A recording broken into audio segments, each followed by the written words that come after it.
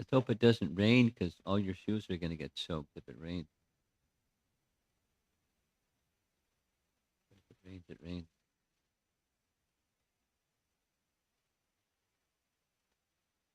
I was requested because of today being Father's Day to speak something about Father's Day. So that's the plan. And included in that plan is, along with speaking about Father's Day, to continue on the topic that I've been speaking the last several days. That's prayers of Lord Brahma to Krishna. And it just so happens that Krishna is the father of Brahma. Well, kind of. An expansion of Krishna is the father of Brahma. But Brahma is going to make the argument, well-placed, well-expressed argument, in choice Sanskrit language, that Krishna is his father. And it's not wrong. It's not. We don't make it this binary, this is Krishna and that's not Krishna kind of comparison between Vishnu.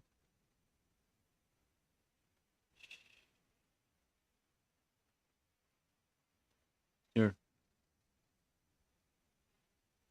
We don't make that kind of binary classification that over here is Krishna and over there is non-Krishna.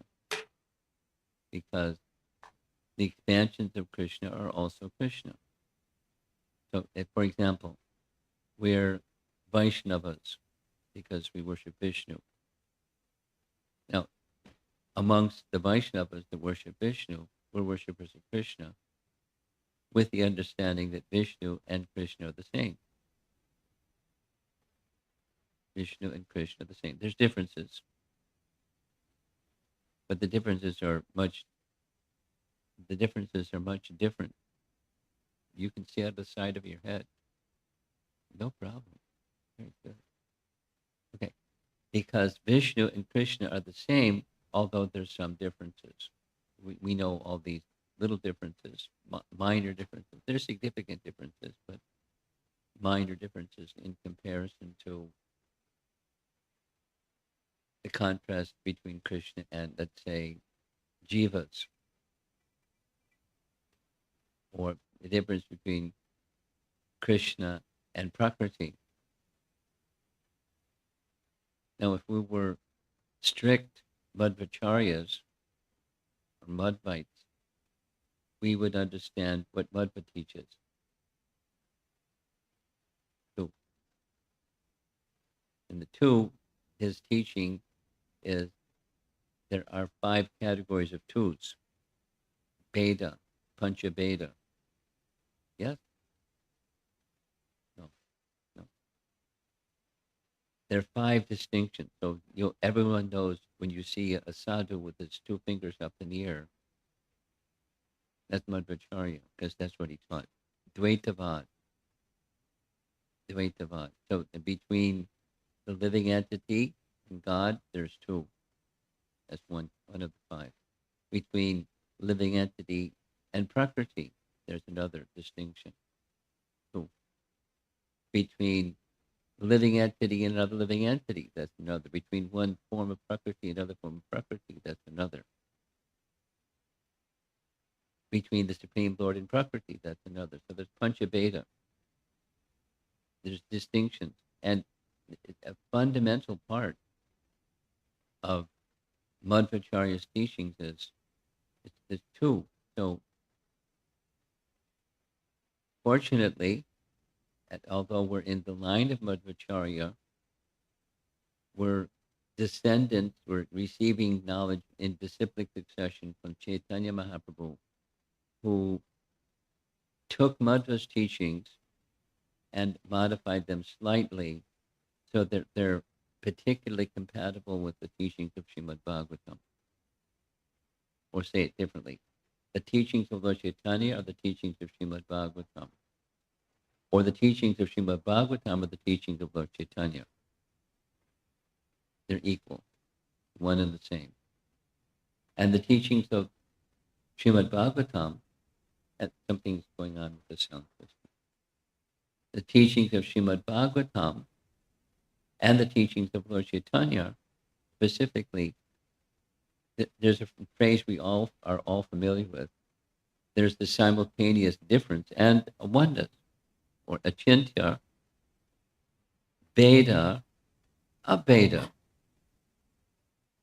tattva. Achintya, achintya, Veda, abeda, tattva. That's Lord Chaitanya's teaching. That phrase wasn't used during Lord Chaitanya's time, my understanding is.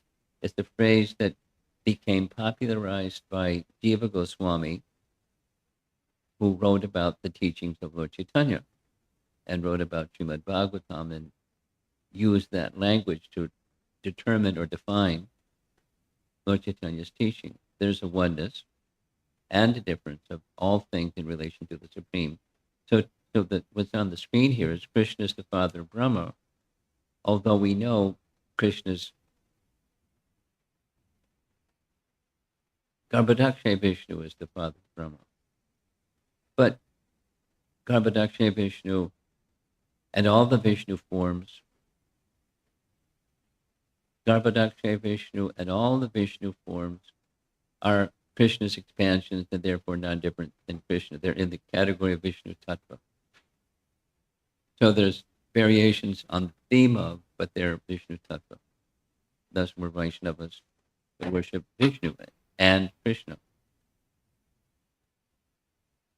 And in this pastime, a little bit, the pastime of Brahma's prayers, which I've been speaking about, comes from Srimad Bhagavatam, Canto 10, Chapter 14. So for this Sunday class, I plan to speak on 2 verses on Canto 10, Chapter 14, Brahma's prayers. In Brahma's prayers, he's going to explicitly identify, Krishna, you are my father. And he's right. In the non-different sense, he's right. Absolutely right. So Krishna is the father of Brahma. And he experienced it directly in chapter 13, which comes before chapter 14. In chapter 13, Brahma made a big mistake, like an offense, not just a mistake. He stole. That's a sin. And in addition to a sin, worse than a sin is offense.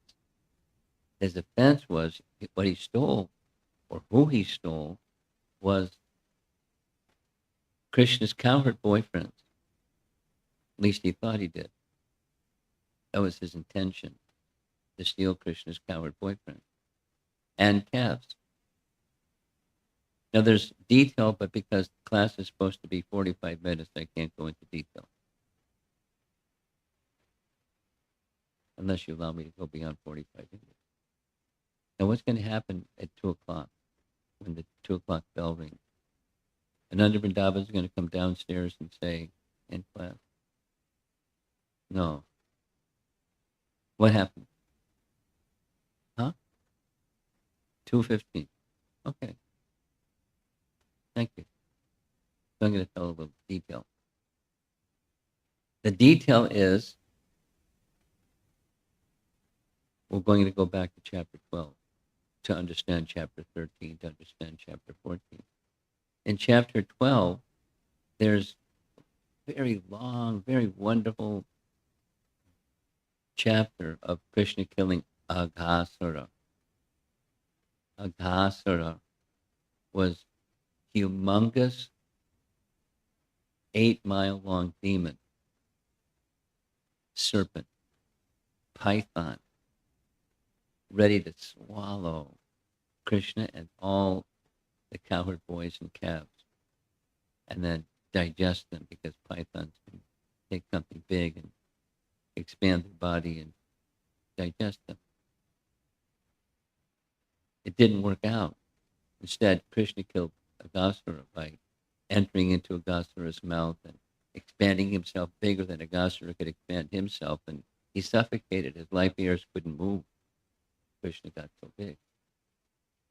And so the life air left his body to the top part of his snake body, his head, and poof, went off into the sky. Everyone from the demigods in the sky that were watching this pastime of Krishna killing Aghasura, they saw this light, because normally you don't see a soul. When the soul leaves the body, you don't see it.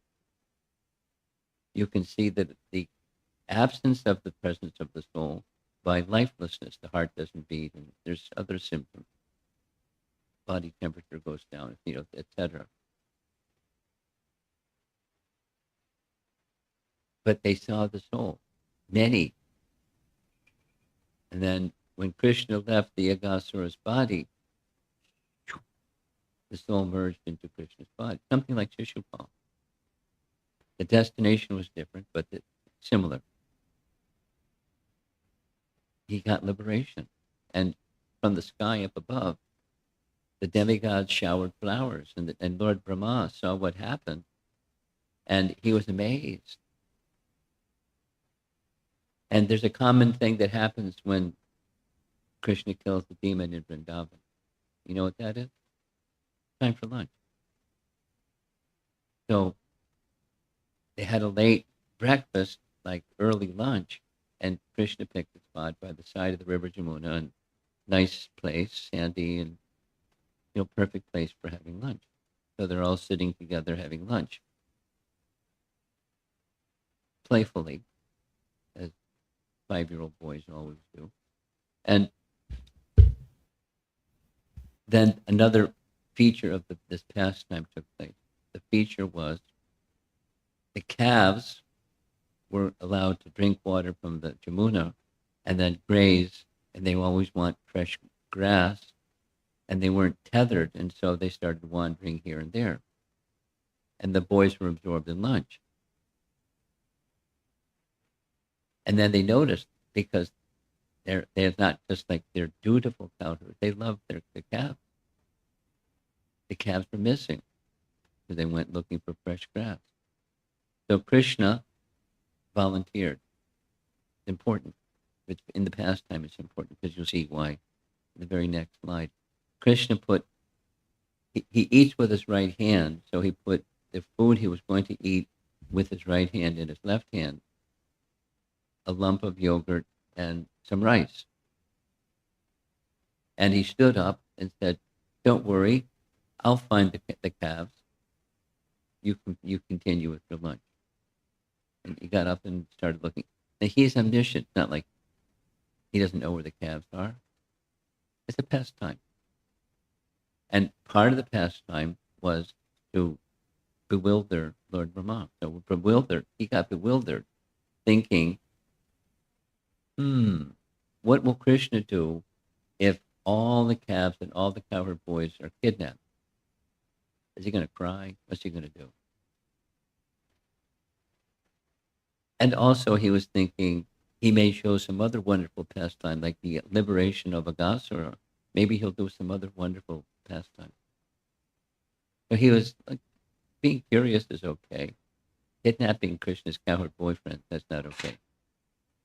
But that's what he did. But as he had this intention, to listen carefully, I'm going to elaborate a little bit.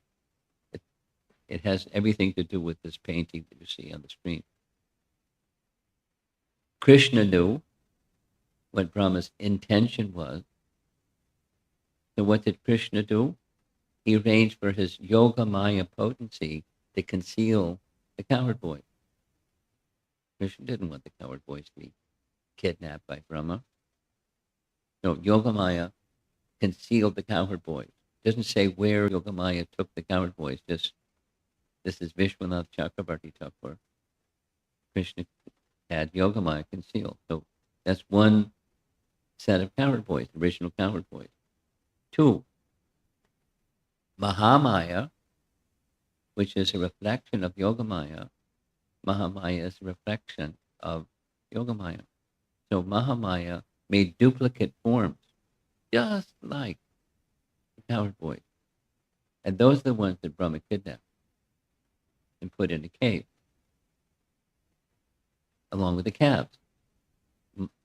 Maya calves, they weren't the real calves. And he put them in a cave.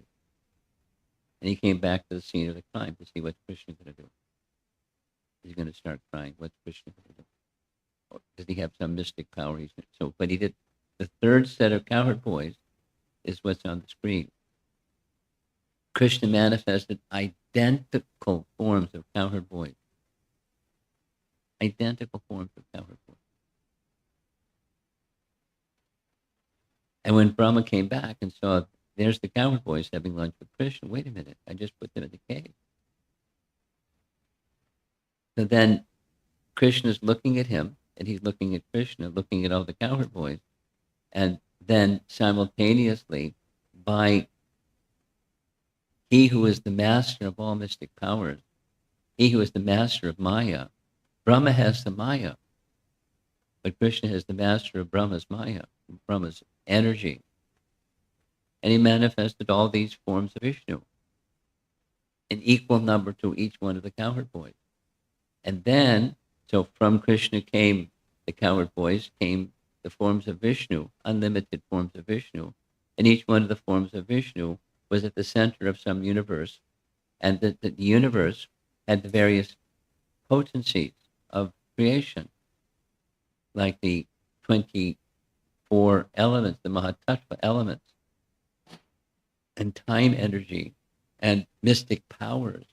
And there's a long list of energies that are Krishna's unlimited energies. Some primary energies were manifested in a personified form, and they were all offering prayers to Krishna together, or to Vishnu forms. And there's unlimited Vishnu forms. So it was a big concert, big cacophony of sound of prayers being offered to all these Vishnu forms. And then all of a sudden, poof, they disappeared. Like, poof. Now you see it, now you don't. But magic trick. But from Krishna came all these Vishnu forms, and they then returned back within Krishna. And there's Krishna looking unblinking eyes at Lord Brahma, and he still has that lump of yogurt and rice in his hand, in his left hand. And Brahma fell at his feet and started offering wonderful prayers. That's the background to chapter 14. Now, I selected 2 verses that are within the 40 verses of chapter 14, 2 verses in which Brahma specifically declares that Krishna is his father.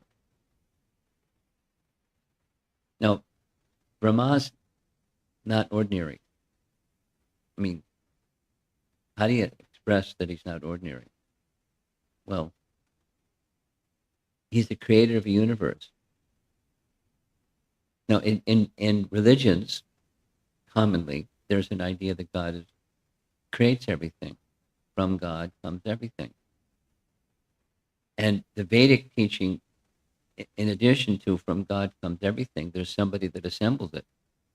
There's Trishti, or there's Sarga, and there's Vistarga. There's the creation of Vishnu, and then there's the sub-creation of what Brahma does. So, more precisely, Brahma is the creator, and Vishnu is the origin of the creator. He's the father of the creators, and he's the origin of the energies that make creation possible.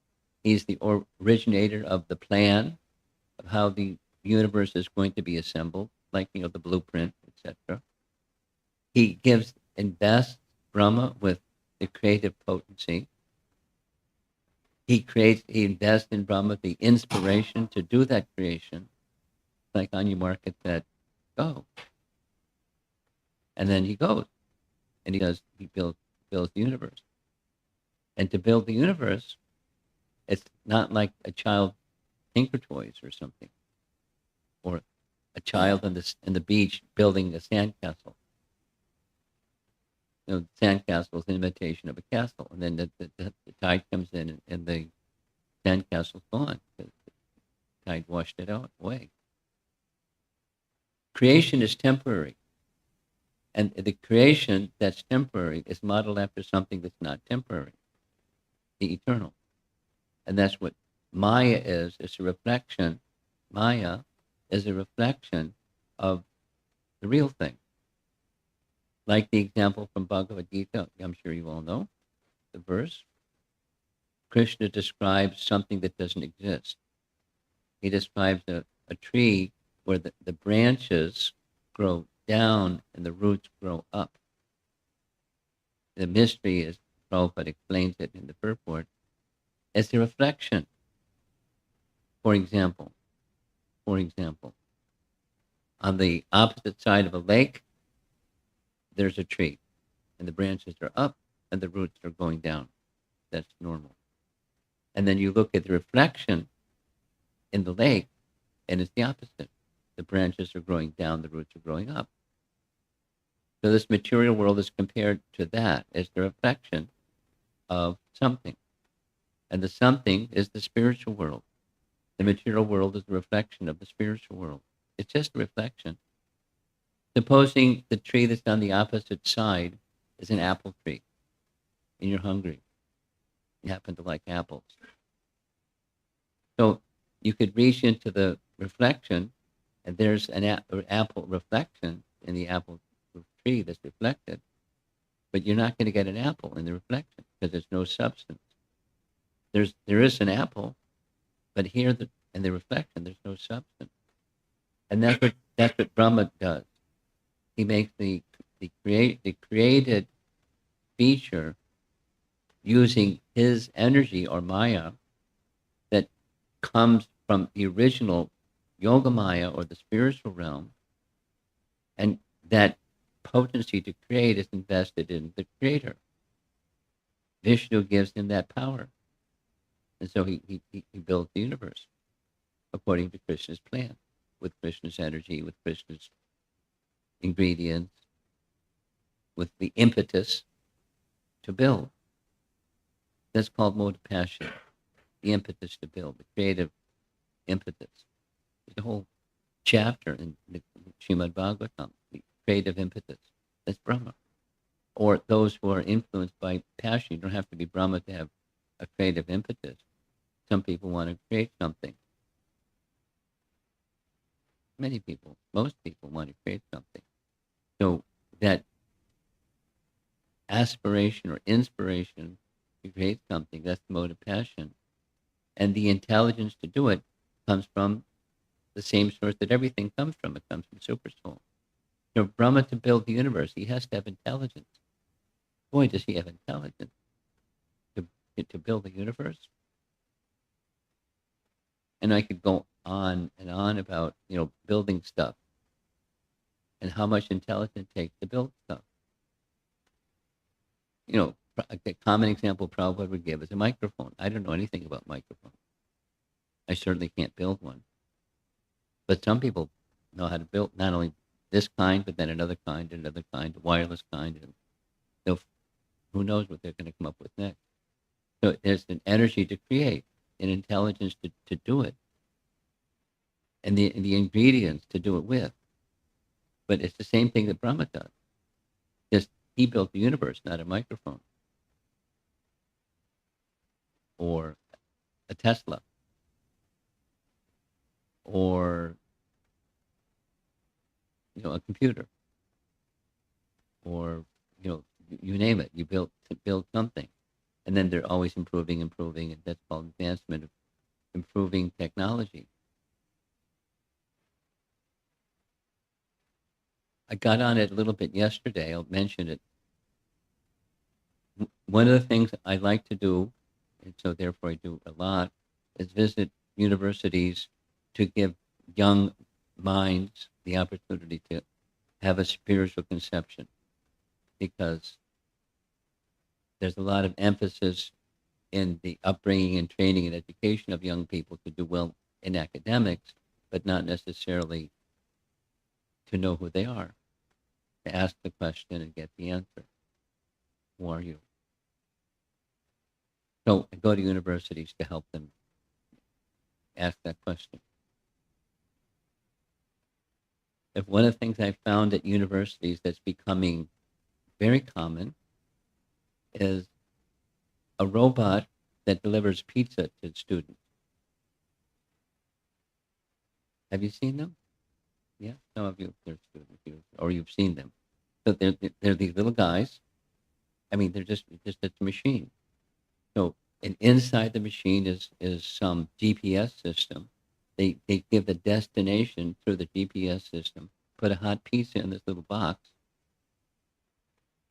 and it's got wheels, and they program the destination, and off it goes down the sidewalk. There's all these students going up and down the sidewalk, and there's these robots going up and down the sidewalk to deliver pizza at their apartment or their dorm room or something. And they put on the brakes, but there's someone coming. They make a little beeping sound. They're letting you know I'm on my way. I'm going to stop. They act, but there's no person. It's impersonal, but practical. Instead of hiring somebody to deliver pizzas, they just put it in one of those things till it breaks or something. Anyway, it takes intelligence to build those little robots, and on and on and on. The Prabhupada's challenge: let them make one mosquito that can fly in any direction, and it can reproduce itself with a male-female companion. Let them build one. I'll give the ingredients, no problem. Tell me what the ingredients are, and I'll give you the ingredients. Because that's spirit, and spirit is the life of life, and then the supreme is the life of the life. It's in Brahma's prayers. It comes in later section. So back to the theme, because I have to stay within the time constraints. I'd like to. There are two prayers in the early section of his prayers. There's 40 prayers in this chapter 14. And there's two prayers specifically where Lord Brahma declares openly, not Vishnu, but Krishna is his father.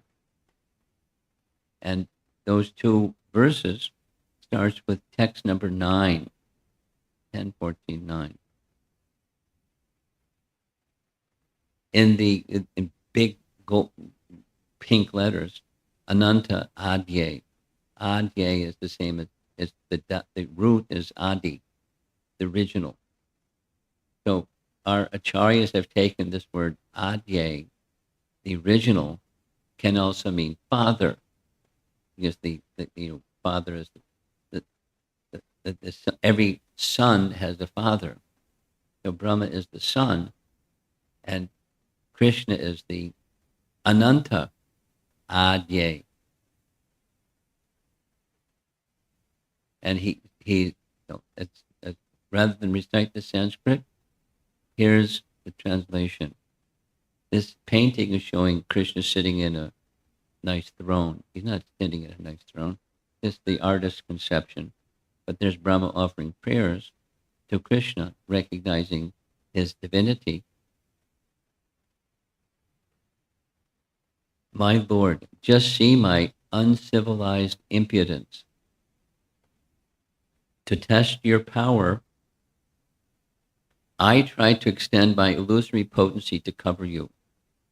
The unlimited and primeval supersoul, that's this Ananta, unlimited, and primeval supersoul, Adya, or Adye in the vocative, who bewilder even the masters of illusion. So he, Brahma, is the master of illusion, and he's bewildered. You're the bewilderer of the masters of bewilderment, masters of illusion. What am I compared to you? I am just like a spark, small spark, in the presence of a great fire. So that's verse 9, or the translation of verse 9. And here's a nice painting, BBT painting, where there's the four-headed Brahma, and he's looking towards this personality of God, who is this Ananta Adye personality. Oh, unlimited primeval father.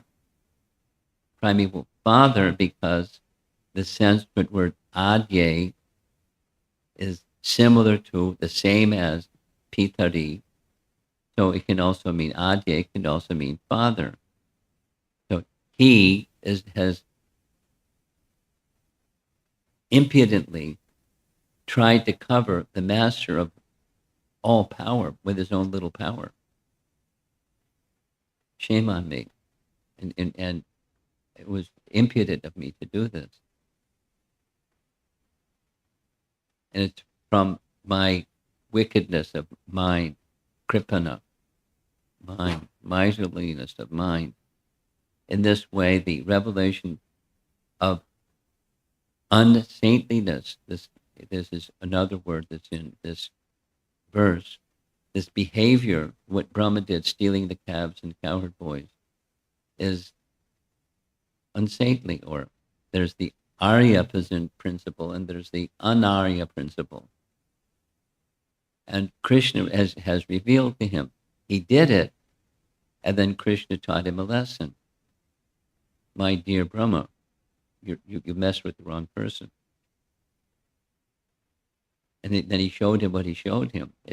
You're the creator of the universe, and where'd you get the ingredients and the intelligence and the ability and everything? From Vishnu. And I'm the source of unlimited Vishnus, and you're one little Brahma. So understand your position, please. And so his unsaintliness has been revealed by Krishna. So that's one verse, text number 9, where specifically Brahma is identifying Krishna as his father. For those of you who came a little bit late, okay. I was asked to speak something about Father's Day on Father's Day. And because I've been speaking for a number of days in this area on Brahma's prayers, so in Brahma's prayers, something that indicates Father's Day. So I said, thank you very much. That's a nice assignment. I like it. So now text 13 is even more specific. There's the Sanskrit. I could recite the Sanskrit. Here's the translation. My dear Lord, it is said that when the three planetary systems, lower, middle, upper, three planetary systems, are merged into the water at the time of dissolution. At the time of dissolution, that's what happens. The energy is neither created nor destroyed. Einstein was right. But it becomes manifest, and then it becomes dissolved in the ocean of devastation. So when that dissolution comes, then in a plenary expansion, this is technical. That's okay. Technical is okay. Because he a number of verses Brahma is going to speak again and again and again and again, like 6 times, that you are Narayan. And Narayan is my father. No, Narayan is in Vaikuntha. But Garbhodakshaya Vishnu, is the source of the lotus from which Lord Brahma makes his appearance. But your plenary portion, Narayana, lies down on the water. Gradually, a lotus flower grows from his navel, and Brahma, now he's speaking of himself, but he's saying it is said that Brahma takes birth upon that lotus flower. Certainly, these words are not false. Thus, am I not born from you? You're my father.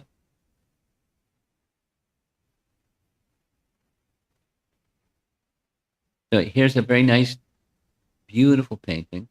This isn't Garbhodaksha Vishnu. There's Mahavishnu. He's reclining not on the Garbhodak ocean, but the causal ocean. It doesn't depict Ananta, but Ananta is there. And then each of the universes that are coming from him, inside each of those universes, that's Garbhodaksha Vishnu, one of the three. And from Garbhodaksha Vishnu comes Lord Brahma, from the navel of Lord Brahma, from a lotus that comes from the navel of Lord Brahma. Since I was born from the lotus coming out of your navel, Jiva Goswami comments, out of mercy, you should forgive me by being attributed the idea of being my father.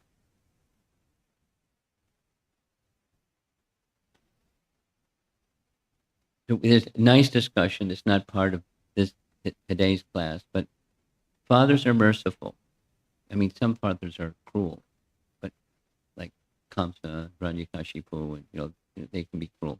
But generally speaking, fathers are affectionate, and the affectionate father, supposing a little boy, Brahma is likening himself to a little boy. I did something like a child in the womb of a mother, and at a certain stage, consciousness develops in the womb of the mother, and the child starts moving around and starts kicking, sometimes with both feet, and the mother, woo, she gets kicked by the child in her womb. I mean, I have an experience, but Brahma is speaking about it. And when the mother is kicked by the child in the womb, she doesn't take offense. She thinks, oh, this is very nice. The child is doing well, or something. There may be questions at the end. There may be some discomfort, for sure, for the mother, and for sure for the child in the womb. But the mother doesn't take offense when the child in the womb kicks. So I kicked. I was born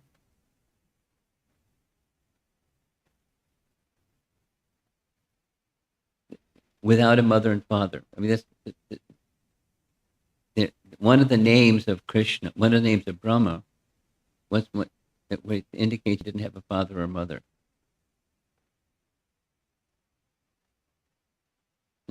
No. Swayambhu. He doesn't have a mother or father. But he's saying, you're my father and my mother. And because you're my father and mother, you're compassionate, you have affection for me. And my behavior was impudent, but please forgive me. Because by nature you're very forgiving and very kind. Everyone has some mother or some father, but only you are my father and mother. So this offense should be pardoned. This offense that I interrupted your pastimes, that I kidnapped your cowherd boys and the calves, and it was just impudent. I wasn't wicked, I just impudent. And the BBT purport for this section writes, although every living being is a child of God, Lord Brahma here makes a special claim because he takes birth on a lotus flower that emanates from the navel of Narayana, the personality of Godhead. So amongst all living entities that are within the universe, I have a special connection with you. And so because I have this special connection with you, there's an intimate relationship I have with you. You're my father. You're my mother. And so please be merciful and excuse my impudence. Now Brahma doesn't speak something false. He doesn't say, I alone am from you and all the living entities within the universe are not from you. All living entities are from, he knows very well. But he has a special position. So you're my father and my mother. You're both. So be merciful. I made a mistake. I'm apologizing for my mistake. You can do with me whatever you like, but my request is you please at least forgive me. Whatever punishment is coming, so be it. That was an earlier verse. But at least between you and me, please forgive me for this offense. And this whole section is reiterating that expression of humility and the appeal for mercy. Not happiness, but appeal for mercy. So I timed it so that I could end at 2:00. But I was told we can go till 2:15. So there's a hand up. A gentleman over here wants to enthusiastically. Could you hold just a moment? We have a little portable microphone, and there's people in the room can hear you because you got a strong voice, but there are people that are not in the room. Hare Krishna. Brahma is the father of Shiva, right? So with 14.9 verse, the theme of that is Vishnu himself is the supreme. So in that case, in India, the Shiva devotees treat Shiva as the supreme. How these three are aligned, could you share more light on that, please? Sure.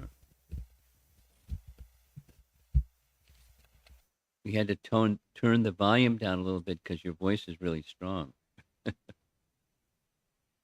Next person may need to go back up again. So, as there are three modes of nature, there are three presiding deities of the three modes of nature. The creating potency, that's Rajagun. And who's in charge of Rajagun? Brahma. The maintainer, Lord Mode of Goodness, Lord Vishnu. And the destroyer, Lord Shiva. So he's in charge of the mode of ignorance. And when it comes time for destruction, he does the dance. Tandava, Nritya. This dance of destruction. And the fire at the bottom, and the fire goes, and the whole thing goes up in flames. And it's a function of Lord Shiva. He's not an ignorant person. He's in charge of that mode. It's a function on behalf of the Supreme. So now there's these three, and of the three, actually, of the three modes of nature, mode of goodness is superior commonly within the Vedic text. It doesn't mean, anyway, people that are influenced by this or that, the other mode, they're bad. They're more covered and less covered and less covered. So Vishnu is the source of Brahma. Brahma is the source of Shiva. Now, Shaivites don't have that same understanding that I just said. They have the understanding that he is the supreme, and exactly how they derive that Brahma comes from him when he's the son of Brahma, and Vishnu comes from him somehow. I don't know how they do that, but they have a different idea. But in Bhagavad Gita, you wanted to know what the conception. In Bhagavad Gita, Krishna says he's the source of everything. Twice. Aham sarvasya prabhavo matak sarvam pravartate iti matva bhajante mam. So he's the source of everything. There isn't something that exists that he's not the source of. Prabhupada's way of saying it very simply. There's two things, Krishna and Krishnas. There's not a third thing. There's no void in the creation of God. That's if there was a third thing. There's no third thing. So everything comes from one source. And that one source is not Shiva. The one source is the Supreme Personality of Godhead.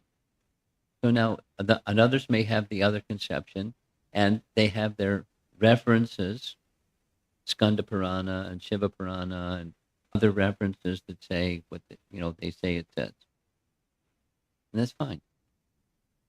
But then if you're going to take the Puranas, you have to take the whole of the Puranas, not this piece, and ignore the whole of the Puranas. The whole of the Puranas are assembled according to the modes of nature. So many in the mode of goodness, so many in the mode of passion, tinged by the mode of passion, tinged by the mode of ignorance. So there may be some reference over here that say what Shaivites say. Some over here that say what those in the mode of passion say. And then there's those in the mode of goodness, what they say. And then there's the Amala Purana, the spotless, just like there's goodness and then there's pure goodness. Pure goodness is that which is untinged by any passion or ignorance. Pure goodness. Shuddha Sattva or Vishuddha Sattva. So there is such a literature. That's such a literature is Srimad Bhagavatam. And Srimad Bhagavatam is very clear. There's one source, and that one source is Krishna. Same as this little presentation. Krishna demonstrated he is the source of unlimited Vishnus, and those unlimited Vishnus are the basis and support of unlimited universes. And he's the source of those Vishnus. He's the source of everything. So that's the understanding of Srimad Bhagavatam. And while here's what Srimad Bhagavatam says about Lord Shiva. I mean, one of the things it says, of all worshippers of Vishnu, he's the best. Vaishnavanam yata Shambhu.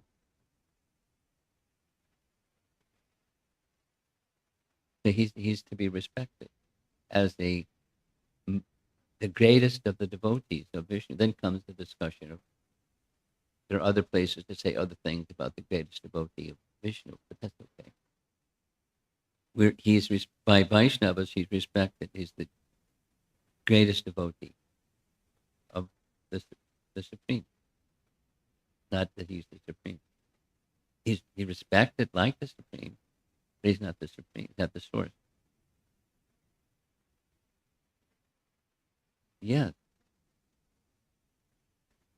A question not as complicated as his. If you look at the first paragraph where it says that all living beings are an extension of, the Lord. If you look at the world right now, there's a lot of wars happening, a lot of wars happening. Yeah, a lot of evil energy from not just this time; it's all the time. A few people. So, is that energy coming from the people who are doing the wars an extension of the Lord? Because let's say it in reverse. Is there something that exists that doesn't come from the source of everything? No. Everything that exists comes from the source of everything. So now comes the question, why so many wars? Why is there where's some evil forces as you Yeah. Why is that? A lot of evil energy, evil forces trying to destroy bad stuff. Other people. Why does bad stuff come from the absolute good person? That's the question. I mean, it's a good question. It's a standard question. And the answer is we wanted it. Wait a minute. Living entities have living fragmental parts of the Supreme. So the Supreme is everything. And we're the living entities, the jiva, not human, but jivas, are fragmental parts of the source of everything. So as the source has free will, we have tiny free will. And we can use it properly and we can misuse it. And the misuse is within the modes of nature, goodness, passion, and ignorance. Supposing someone chooses, I want ignorance. That's what they get. So why? Because that's what they wanted. Now, we don't want the misery, but we make bad choices. I mean, a classic example, Prabhupada speak like this. On the side of cigarette packets, it says, this can kill you.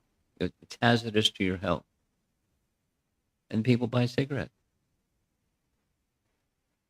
And they die from cancer or something, or lung disease or something. So, why is that? And then violence. Take anything that's like in the dark side. Why does darkness exist from the source that's full of light? That's the question. And when you turn your back to light, what do you see? Shadow. darkness. It's the absence of the Supreme, and that's a choice people make. They don't, so why does it exist? Because living entities want it. The source of everything provides living entities. Now, when the Supreme, who's the source of everything, supplies suffering or ignorance, and it causes suffering, he doesn't want that. He doesn't want that. He wants happiness. He wants light. He wants harmony and loving. But we say, no. I want my independence. I value my independence too much. I'm not ready. So then, okay. Like a parent with a child that's a little naughty. I've seen some naughty children. Parents try, and the child, depends on the child. Some are just naughty, and they're defiantly naughty. They'll look at their parent and say it. What the parent's going to do. Some living entities are like that. Defying the authority. There's the order, the natural order of things from the Supreme, how to be happy and peaceful and prosperous and live a wholesome natural life. That's provided. And the other option is also provided. And if it were not so, here's the punchline. If it were not so, there wouldn't be love. Or say it the other way. Love is not someone's got you by the collar and it said, look, love me or else, and there's no or else. Got it? I love you, I love you. That's not love. The spiritual world is a loving place. And there's the option to say no. And when the person optioning the no, then the Supreme supplies what they want. With the caution, you're going to suffer. You stick your hand in fire, it's going to burn.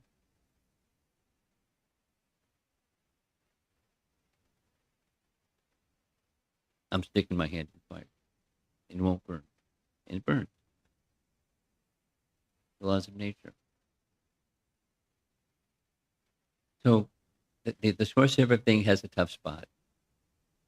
Parenting has its pluses and minuses.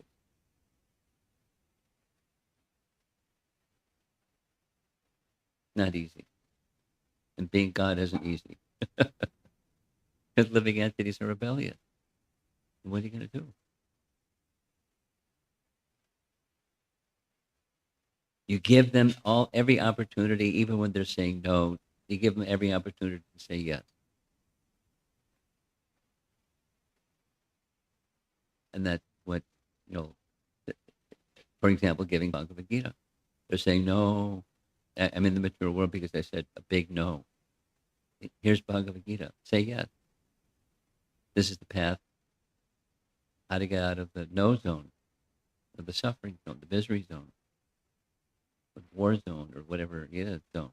No. They can get the choice is again and again and again provided. Even we're saying no. Rebellion.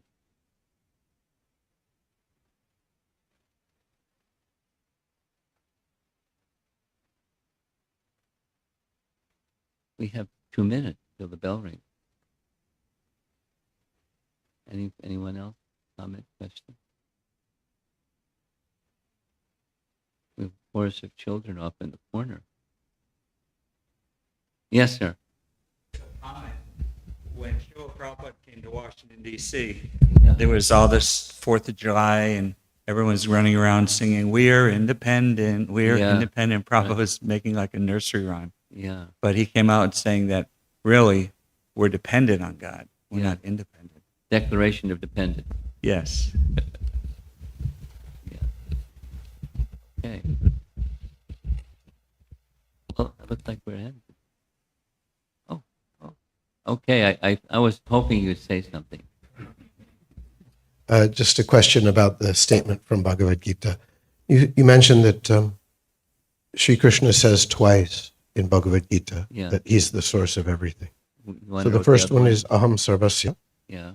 What is the other one? Is it Mata Maya? karataram nanya. Oh, yeah. Yeah, okay. Thank you. Kinchid asti dhananjaya. There's no truth superior to me. Srila Prabhupada ki, Gaur Premanandi, Hari Bol.